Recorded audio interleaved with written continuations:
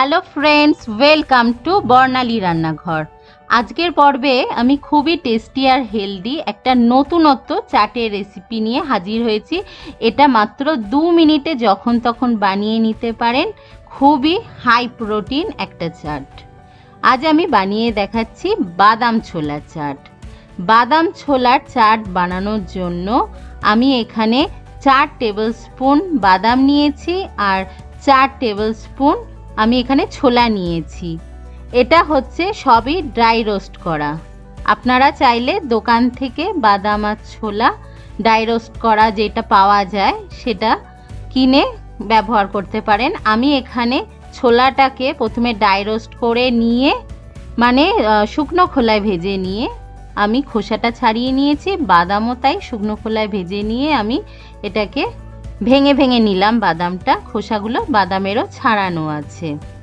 এর মধ্যে আমি দিয়ে দিচ্ছি 1 টেবিল স্পুন পেঁয়াজ কুচি, 1 টেবিল স্পুন টমেটো কুচি, 2 টেবিল স্পুন শসা কুচি, স্বাদ অনুযায়ী কাঁচা লঙ্কা কুচি আর 1 মুঠো ধনে পাতা কুচি দিয়ে দিলাম।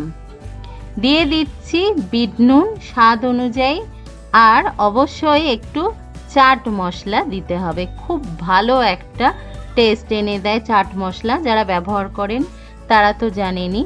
এটাকে খুব ভালো করে মিক্সড করে নেব প্রথমে, তারপরে শেষে এর মধ্যে দিতে হবে লেবুর রস। লেবুর রসটা আগে দেবেন না, তাহলে একটু শসাগুলো নরম হয়ে যায়। সব কিছু মিক্সড করার পরে পাতিলেবুর রস দিতে হবে। আমি এখানে গন্ধরাজ লেবুর রস ব্যবহার করেছি, আপনারা চাইলে পাতিলেবুর রসও দিতে পারেন। গন্ধরাজ লেবুতে একটা আলাদা ফ্লেভার থাকে, যে কোনো চাটে টেস্ট বাড়িয়ে দেয়। তৈরি হয়ে গেল আমাদের আজকের হেলদি অ্যান্ড টেস্টি বাদাম ছোলার চাট।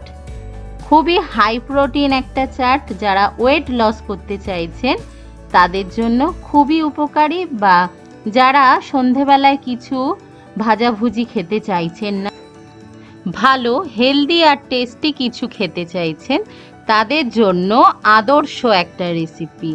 অবশ্যই আমার এই আজকের বাদাম ছোলা চাটের রেসিপিটা ট্রাই করবেন। আর আপনাদের কেমন লেগেছে সেটা আমাকে কমেন্ট করে জানাতে ভুলবেন না।